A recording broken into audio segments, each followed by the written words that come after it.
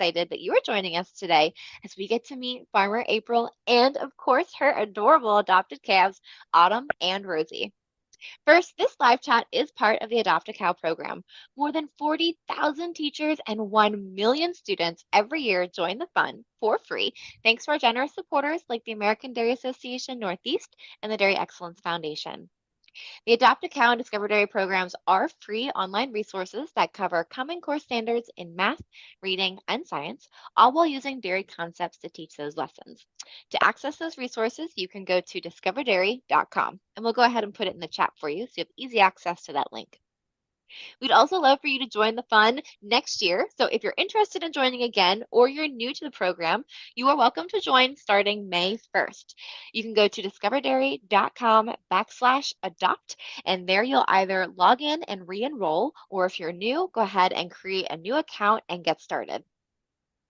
Next, as everyone continues to join us live today, you will see that chat feature is enabled. Please go ahead to feel free and use that chat throughout our time together. You can comment and ask questions all throughout our day with April.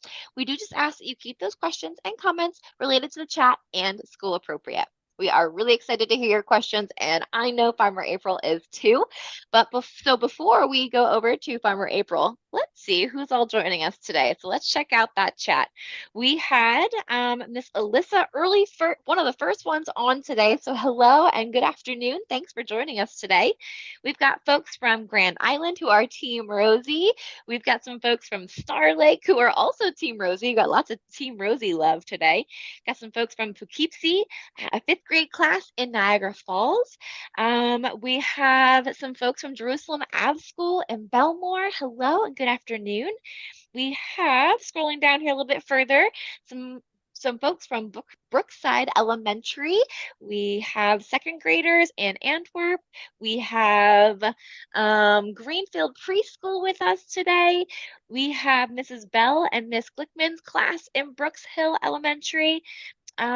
We have Miss Laurie Lovelace and her 1st graders in Marion, some 3rd graders in Washingtonville, and let's do one more.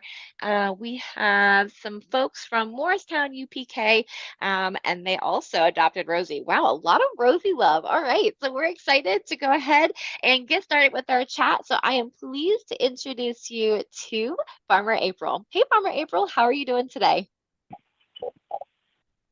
Hi, Brittany. Thanks for having me. And I want to welcome you and all of our friends here to my family's farm, Stargo Dairy. We are located in Malone, New York. So we are in the very northern tip of New York, right near the Canadian border. So Canada's not far that way. So today I have with me our 2 friends. We have Rosie and Autumn. But before we kind of get into them, just want to talk to you a little bit about our farm. The farm is owned by my parents, Steve and Marcia, and I have 7 siblings. Myself and 2 of my brothers are on the farm full time. We all kind of do different jobs on the farm, and I get the really great job of working with calves. So I've had a really fun time raising these 2 animals here. We milk about 300 cows 3 times a day, and we raise about 700 livestock, or we have about 700 total livestock, so about 350 milking, and then 350 that are young animals from calves all the way up until kind of like our teenage type aged cows. Oh my goodness. The farm was started back in 1992 in Trumansburg, New York. I'm not sure if we have any friends on there from Trumansburg today or the Ithaca area. And then in 1997, my parents moved our farm up to Malone, and we've been here since. So our farm was actually started by my parents, and I'm now the 2nd generation on the farm. So our farm is just over 30 years old, which is pretty cool. Definitely something to be proud of, for sure. To kind of see how my parents started with nothing and grew it to what it is today. So I am really excited to share some of our farm with you today. I'm really glad that you guys have been here to kind of watch our calves grow. On the farm, I am the calf manager, among many other things, but calf manager is most definitely my favorite job. So what I get to do is when our cows are pregnant and ready to give birth to a calf, I take care of that calf from the time she's born up until she's about 5 or 6 months old. After that, She'll actually come down to a pen like this, and you guys have kind of been able to see those different pens and groups as our two calves have moved through them. And then once they're about 13 months old, we're going to breed them for the first time. Once they're pregnant, they're just going to continue to grow a calf inside of them. And then they're going to give birth to a calf, and we'll have more Autumn and Rosies down the road. And that's kind of how our farm continues. So it's really a fun journey here, definitely very special. And I really like seeing new life born every single day. It is really fun to see newborn calves and watch them grow, and then later on see them in the milking parlor giving milk, and then being able to go to the store and buy that and enjoy that in my breakfast or in my coffee. So it's really a really cool full circle moment. Oh, so I love that. Moving on. Yes. So moving on to our two calves, I know we have Autumn here. Didn't hear any Team Autumn fans, but I'm sure we do have them on our chat. Oh yeah, they were coming in then after I said Team Rosie. Many people were like, "We're Team Autumn, we're Team Autumn." Okay. So glad that we have Team Autumn fans too. I was getting nervous. So, and then we also have Rosie as well, and you guys can see just how big they have gotten. I do want to, I know a lot of our friends have been keeping track of their ages and our weights, and so I thought it would be fun if we took some live heights today. So we'll start with weights actually. Autumn, they're both pretty much the same weight, and they're just over 400 pounds. I would say that 415, probably 415, 420 pounds is probably a pretty good estimate on these calves right now. So I'm gonna hop in here, and we will take some heights. So we are gonna start with our Team Autumn fans. So when you measure a calf, you're actually gonna measure from here. This is called their withers. And you're going to start right on the ground here. And I have an old tape measure, so you probably won't be able to see the measurements. But I would call her a solid 49 inches. Wow. So 49 is here. And I would say that's pretty accurate. Her head is down, so if we were getting her to stand straight up, probably 49 inches on her.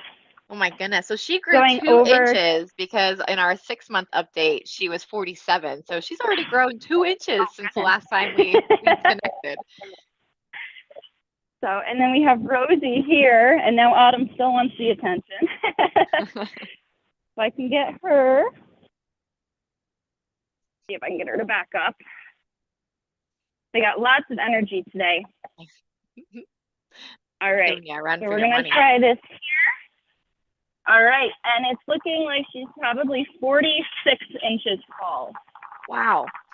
46 or 47. We may be a little off just because her head is down right now, but I'm not going to try and pick it up because I think she is probably good right there. So she probably grew, she grew almost 3 to 4 inches because she was 43 inches at our 6-month update. So these girls are growing big and strong. So yes, they have grown a lot. So starting out with them at birth, I actually started feeding them a bottle. So when a calf is first born, they're going to be fed what we call colostrum. That is the first milk that a cow produces right after she gives birth. And it has a lot of different antibodies in it, which is really, really good for growing the immune systems of our calves. They're susceptible because they're babies, and we don't want them to get sick. So my job is to feed them colostrum. It's going to help grow kind of their immune system, grow their bodies. And that way, if they have any germs that they're around, they're not going to pick those up and get sick from them. So their very first feeding, they actually would get 2 of these. So this is a 2-quart bottle. So they would get 4 quarts or 1 gallon of colostrum. And I feed colostrum for 6 feedings or 3 days. And then after that, we are going to switch. Well, they get the 1 gallon for the first feeding. After that, they'll get just 2 quarts. So they're going to get half of that.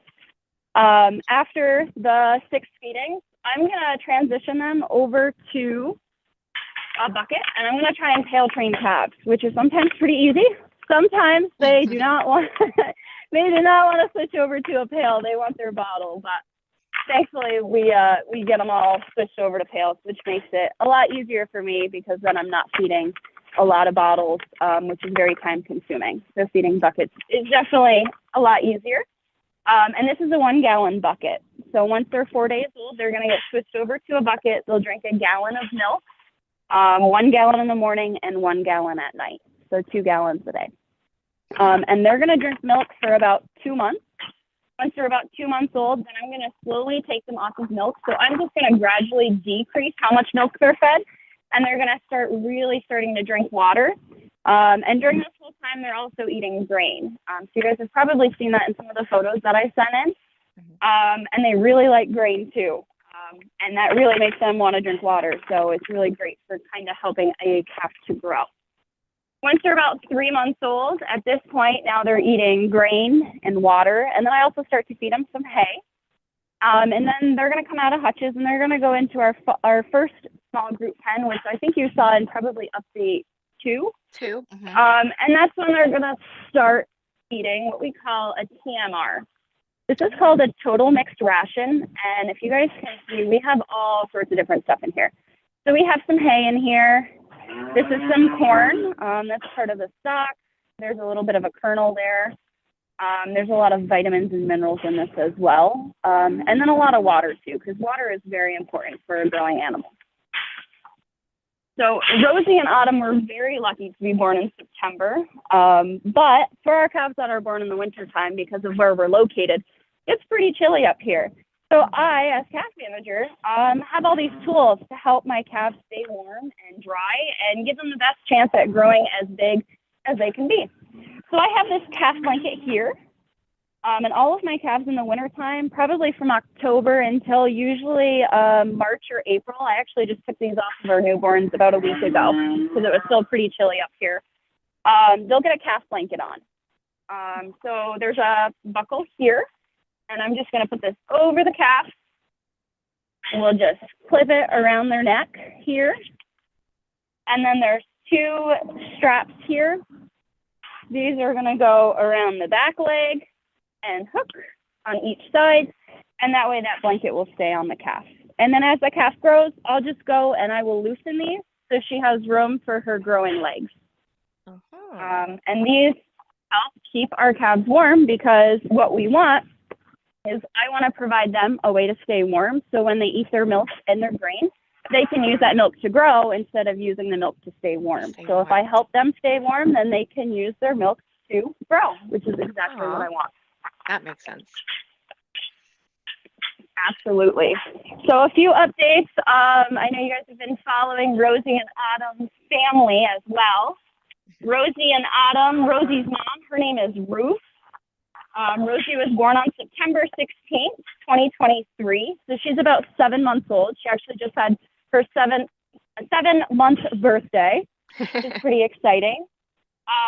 And her mom is pregnant and due with another calf. So Rosie is going to have a brother or a sister. And she is due on August 13th of this year. So in a few months, we can expect her to give birth to another calf, and we'll have another one here on the farm. Oh, how exciting. And Rosie's mom is, yes, we're very, very excited. Having newborns is definitely a really fun time on the farm. And her mom, Ruth, is making just over 85 pounds of milk a day. So she's making quite a bit. When we're talking about milk, usually on dairy farms, we talk about pounds. For our friends that want to do some math, 1 gallon of milk is 8.6 pounds. So if we take 85, divide it by 8.6, you can figure out how many gallons of milk she is making a day. Our friend Autumn here, her mom's name is Summer. Autumn was born on September 18th, 2023.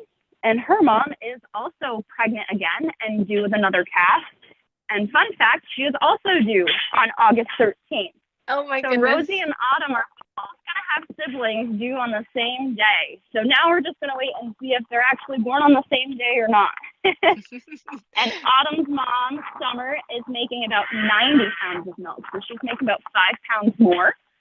And like I said, if you want to figure out how many gallons that is, you want to take that 90 pounds, divide it by 8.6, and we can figure out how many gallons she's making. I would be curious if anyone can do that math. Yeah, put it in the group chat or put it in the chat if you guys have figured it out. Let me know. I don't have a good calculator in my head.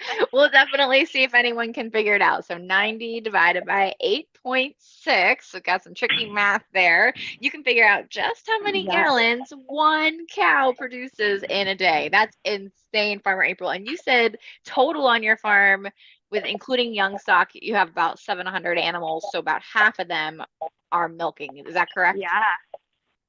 Yes, about half of them. We milk about 350 cows 3 times a day. So our milking times, we're milking at 6 o'clock in the morning, we're milking at 2 o'clock in the afternoon, and then we're milking again at 10 o'clock at night. So we have about 15 employees on our farm. That's including full-time people, part-time people, and it's also including my siblings and I. And we have all these people doing a lot of different things, from feeding calves to milking our cows, feeding our cows, spreading manure on our fields, helping plant and harvest corn and hay, a lot of different forages so we can feed our animals throughout the year.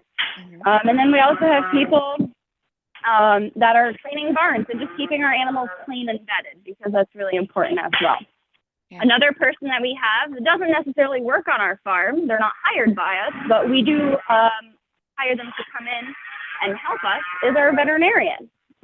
So we have a veterinarian, Dr. Lila, and she comes to our farm every 2 weeks. And her main responsibilities when she comes is she's going to actually diagnose pregnancies for us. So she's going to come with an ultrasound, just like we do in humans, and she's going to let us know if our cows are pregnant. So when we breed them, we want them to be pregnant, and then they'll be able to give birth to a calf, and then they'll be able to continue producing milk, and then we'll have calves that continue our herd in the future. So Dr. Lila doesn't do too much with our younger stock unless we have an issue with them, but for the most part, between the care that we give them and a really good diet that we feed them, they tend to stay pretty healthy. So Rosie and Autumn themselves haven't seen the vet yet, which is a good thing. Because they don't necessarily get normal checkups. Usually we do that ourselves right here on the farm. And you can see that they're feeling pretty good today. And they haven't been sick yet since they've been born. So we've been very lucky being able to kind of feed them that colostrum and get them to grow to be these healthy animals for us. Yeah, absolutely. So if we didn't have a problem, absolutely. Right. Yeah. So it sounds like you've got that vet on backup if you need them, but in general, we do our best to keep them as healthy and happy as possible without any veterinarian intervention, and they can just live their life on the farm as much as they can. Absolutely. Awesome. So yes, we do have the vet on call if we need her, and she's been really great. She knows a lot of information, but our animals are, for the most part, are pretty healthy. And at this age, they're really just hanging out. They'll lay down, they'll eat, they'll drink, and they're just kind of hanging out with their friends.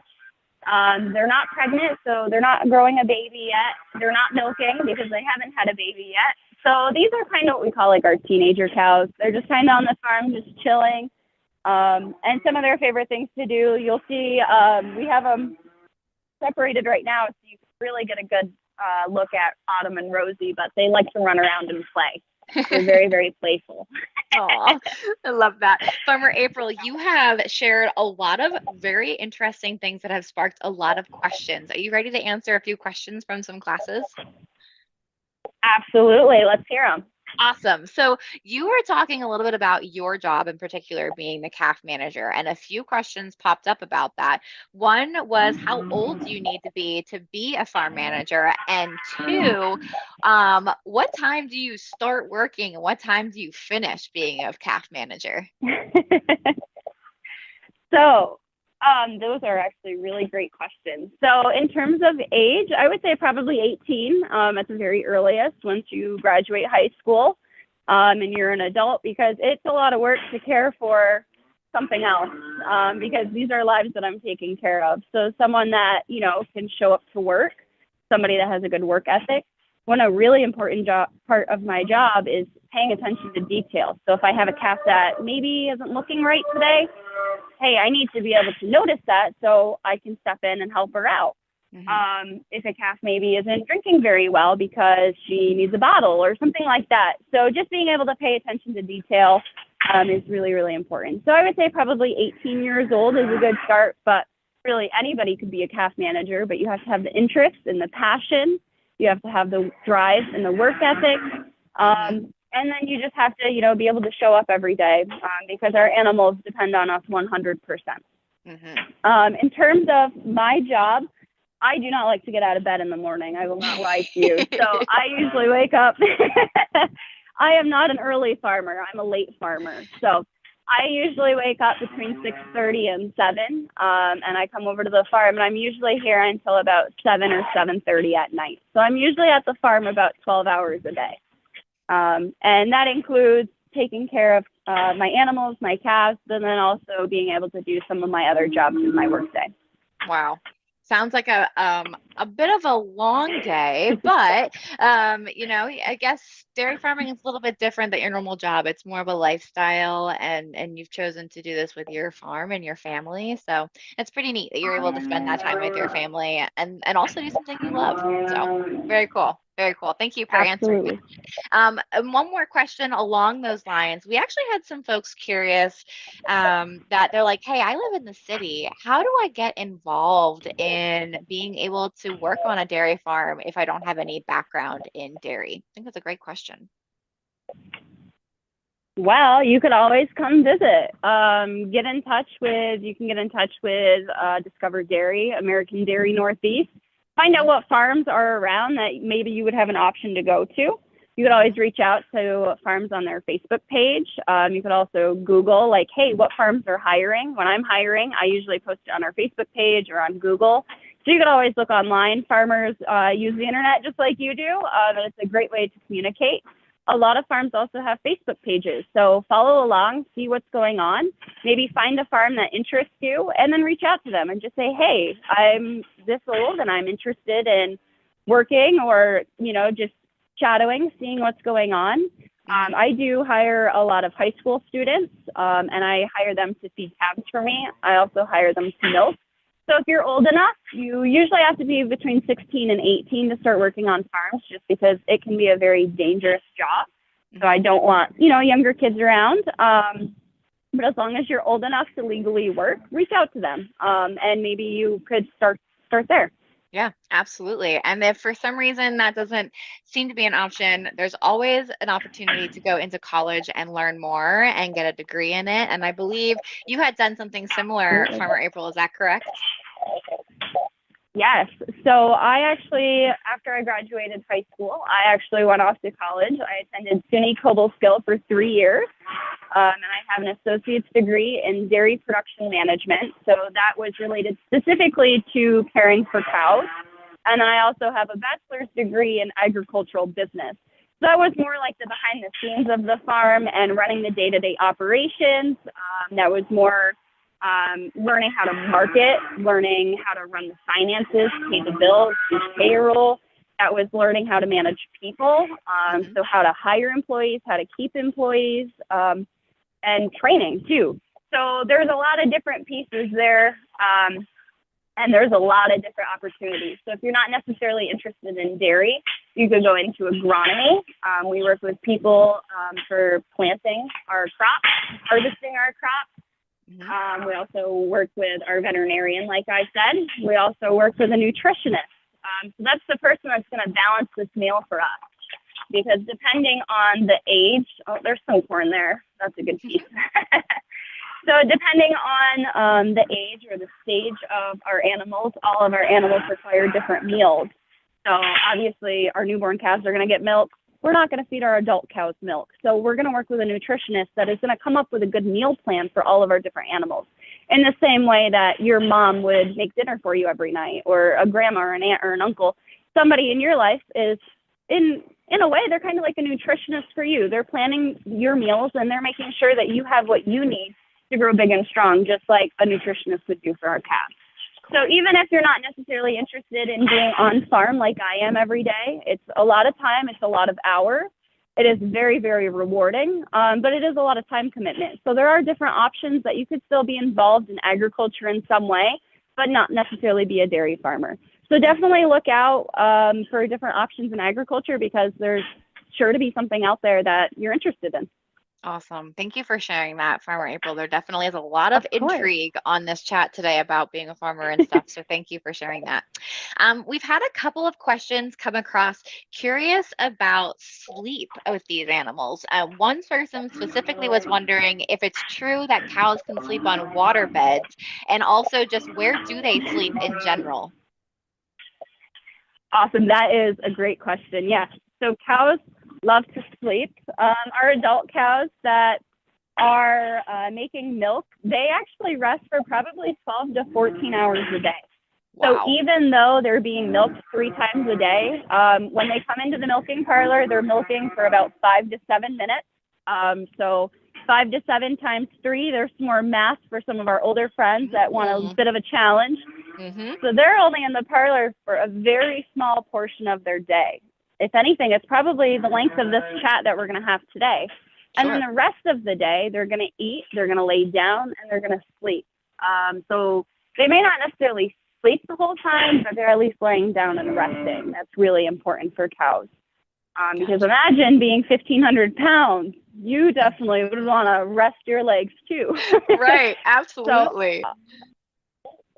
So our cows in our different barns, we have what we call free stalls. So they're right here, there's 4 there, and they're bedded with usually hay or straw, and that just gives our calves a comfy bed to lay on. Water mattresses, whoever has said that is absolutely correct. It sounds crazy, but some farms do have water beds for their cows to lay on. Our cows, our younger animals, they lay on a straw or like a chopped bedding or sawdust. And our larger cows, we actually give them sand, which if you watched our farm tour video, you probably saw that. It's like they're at the beach. So we actually give them fresh sand 2 or 3 times a week. And that's just something comfy for them to lay on so they can get off their feet and relax. And they probably get to go on vacation more than I do, being on the beach every day. Oh, right? Yeah, they're on the beach every day. That's crazy. Farmer April, just someone was curious. I think someone recognizes you. They were asking if you were a dairy princess once upon a time. I was a dairy princess. Yes, great question. I know when I saw that, I was like, oh, they know Farmer April. Yeah, so when I was 15 years old, our county had a Dairy Princess program. And essentially that was just a program for people that are passionate about dairy to promote agriculture, to promote the nutrition of milk. Milk and other dairy products are extremely nutritious, and they're delicious too. Can't forget about that. So I was able to spend a year as Dairy Princess in my county. I live in Franklin County, way up at the top of the state. And I was able to go around our county. I participated in parades. I got to go to schools and talk to students like you and kind of give you kind of an idea of what it's like on the farm. I also went to farm meetings and I talked to farmers about, hey, this is what's awesome, what's going on here in Franklin County. And just a lot of fun, just interaction with people in my community, just to kind of share, hey, this is what farmers do. So I was able to do that for a year, and then I did serve on our state court. And so I was able to be a New York State Dairy Princess where I got to travel the state and do that on a larger scale. So I really enjoyed that. I'm very passionate about agriculture and farming, and it was just a lot of fun to be able to share that with other people. Yeah, absolutely. Thank you. We have had a lot of questions coming in. They kind of, I think they're doing the math and they're like, wow, 700 animals. How many calves does that mean that are born in 1 year that you have to take care of throughout the year? In 1 year, I have about 500 animals born every single year. And about 250 of those are going to be heifer calves, which are females, and 250 of those are going to be bull calves. So it's about 50-50, just like with humans. Wow. Yeah, sometimes you have a boy, sometimes you have a girl. Same thing here, and we tend to be pretty split 50-50. So all of the heifers, I get the joy of raising. Yeah. Oh, that's so cool. Wow. 500 animals. That's amazing. And somebody was wondering, what is the total? So we had a couple people who answered that it was about 10.5 gallons of milk for that one cow per day. Oh, right? wow. So we had other follow-up questions. They were trying to figure out how much milk does that mean your farm produces in 1 day? Do you have any idea about an estimate of maybe pounds that you guys produce in a year or in a day? Sorry, in 1 day. In a day, yeah. So we milk about 350 cows, and on average, our cows are producing between 95 and 100 pounds a day. So Wow. using a hundred pounds is just an easy. I got that Uh-huh. calculator in my head. 350 times 100 is 350,000 pounds of milk every single day, Mm-hmm. or 35,000. Yeah, my calculator didn't work. So 35,000 pounds of milk a day. That calculator Wow. did not work. No, you're good.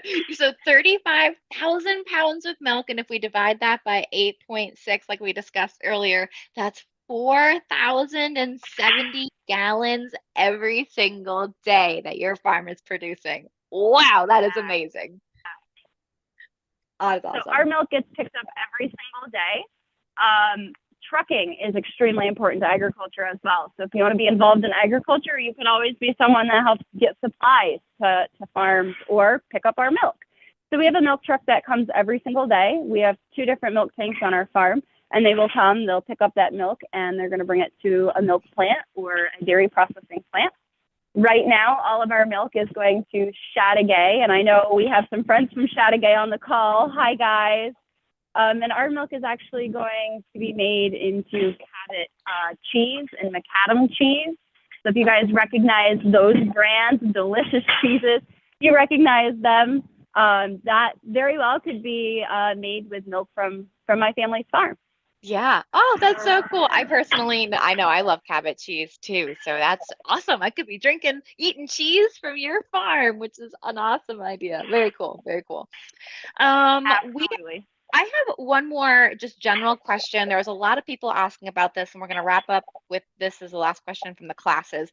But can you just briefly Okay. describe what the milking process is like? So we had some people wondering why we don't do it by hand anymore, and if it's not by hand, how do we do it? So if you could just talk briefly about that milking process, that would be awesome.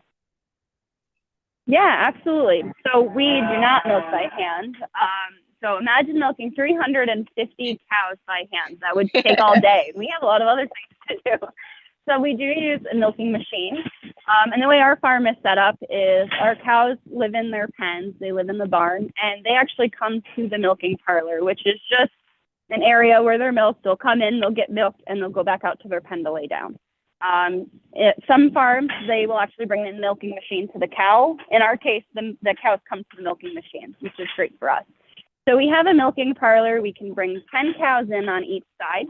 So those cows are going to come in and they're going to turn. And so their udders are going to be facing towards the person milking. And the milking parlor is going to have a pit. So the person that's in this pit is actually going to be standing kind of eye level with the cow's udder. Because imagine if you had to reach really far up or bend really far down to reach the udder. So that's kind of built at the perfect height, so that way that person can milk the cow without having to do weird aerobics in the milking parlor. So coming in, our cows, we're going to go through one side, so 10 cows on the side, and we're going to do something called stripping the cow. And that's just where you're going to take probably 3 to 4 squirts out of each teat. Cows have 4 teats. You're going to take 3 to 4 squirts out of each teat. You're just going to look, make sure the milk is okay. And this is actually going to send a signal to the cow's brain saying, hey, you're going to get milked. Like, get ready. So that's just kind of letting them know this is what's going on. Just like when you feed the cows, they know, hey, it's time to eat. So kind of the same thing, just a social cue for those cows. So after that, we have a rag and we dip it in an iodine solution. We're gonna wring it out and then we're gonna wipe each of those teats on that cow just to kind of get any sand. Like I said, they are on sand beds. So get any sort of debris, any sand off of their teats, just so that way they're nice and clean before we attach the milking unit. Once all of the teats are clean, we just push a button and the milking machine is good to go on. So you would take it, you put it on all 4 teats. We have what we call automatic takeoff on all of our milking units. So once the cow is done milking, that machine's going to automatically come off. So it's really great. Like we were talking about our 2 calves, their moms are making 85 and 90 pounds of milk. So I think it was Autumn's mom is making a little bit more. So obviously it's going to take her a little bit more time to milk. So that automatic takeoff, cows that are making a little bit more, their machine is going to come off at a different time than others. And then once all of those cows are milked, all the machines will come off. We're going to dip them with an iodine solution. That just kind of going to kind of help keep their teats clean so that way they don't get more sand or debris on them. And then they're going to be let back out and they're going to go back to their pen to lay down. So the milking process for a cow to milk out is probably only 5 to 7 minutes. And they're probably in the parlor for probably 10 minutes total. And that includes the time it takes to prep them to put the milking machine on. So if they're being milked 3 times a day, being in the parlor for 10 minutes, 30 minutes of their day they're milking, and the rest of the day, which is 23 hours and 30 minutes, they're just hanging out. So they're socializing with their friends, they're going to eat, they're going to drink, and yeah, just kind of live their life on the farm. It's a pretty easy life, I would think. I think they're pretty spoiled here. Yeah, I would say so. I would love a job that I only have to work about a half hour a day and not have to do anything else other than eat and hang out. Very cool. Thank you, Farmer April. We appreciate that. And I think that helped answer a lot of our questions. So thank you. We're going to wrap up with our chat today, and just one more question from me. And it sounds like you just put your heart and soul into this, and it's a lot of labor of love. But we are very thankful for everything that you do. But I would love to know your ultimate why. Why did you choose to come back to the farm and do what you do every day? It is a lot of time commitment. So what's your why for being a dairy farmer? So I don't think, even though I don't wake up early, I don't think there's any other job where I would enjoy waking up and coming to work every day and it doesn't feel like work.